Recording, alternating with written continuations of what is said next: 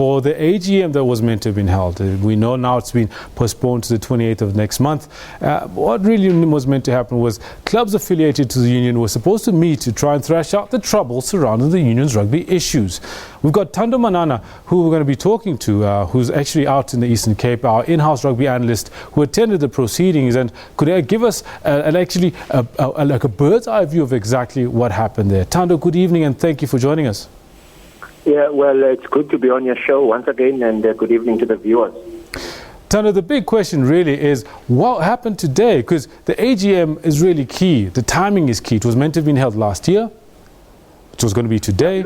Now it's been moved to next month.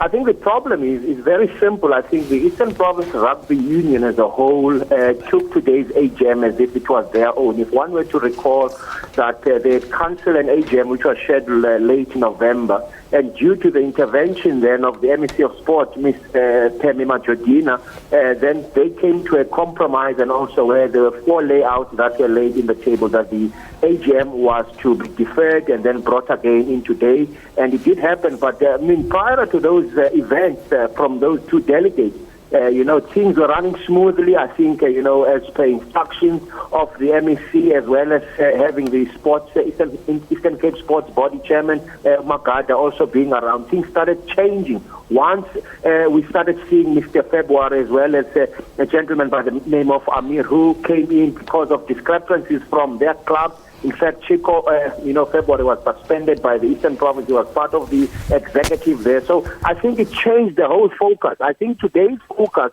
would just have been primarily to see if Eastern Province can deliver on a financial statement that was required for year 2014, 2015. And also what is so interesting from this financial is only the amateur financials were only available today, as it was said by the deputy chair or deputy president of the union himself, Mr. Philip Joseph. But also, I must say that discrepancies, I do have an original copy of the financial. I think also Stradom and partners do make it that without qualifying their opinion, they draw the attention that they made losses of 3.6 million per annum. That was 30th of September 2010. But also, I think what is important is that there's not much that sort of now comes into play and supports this financial statement. That is why they had to now reconvene and also postpone to a later date. Within 20 days, it should happen. But also, I think what delegates wanted to do was to make sure that the meeting is going to be a special AGM, meaning that a vote of no confidence can then ensue against the incumbent, Chiki Watson. I think that's the status quo of the whole thing. It is all about financial. If Eastern Province can get it right, then they might see themselves on the right side. But as things stand now with documents that I do have that I've collected down from club members, is things are not going to go well for the current Eastern Province Rugby Football Union executive because of the financials that they have to cook it, but they're not cooking it very well. Thando, one of the things that comes to mind is the big story this year is all of the changes that have been happening in Super Rugby. There are now 18 teams. One of them is the Southern Kings, which is part of Eastern Province Rugby. How does all of this affect the Southern Kings and their preparation for their comeback into Super Rugby?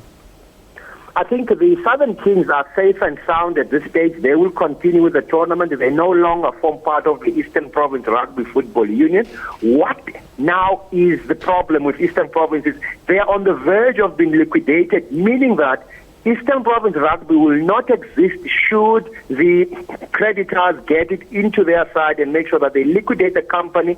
As we've heard early on in the week, the SARS had also come in to check and also want a couple of documents, which they didn't get, but subsequent to that did take some few documents with them. The Hawks are also in line to be brought into this whole effect, meaning that should they get it right, then it means that there will not be an Eastern Province Rugby Union, meaning that also there won't be any Currie Cup taking part in this part of the world should that happen. But as far as the Southern Kings are concerned, they are in the competition of Sanza in the Super Rugby 18. They will play as they've now been taken over by Saru Saro now is leading it, and also that's why you're seeing Rasi Rasmus and the crew coming in and assisting the coaches, Dion David, as well as Mzwande Stick.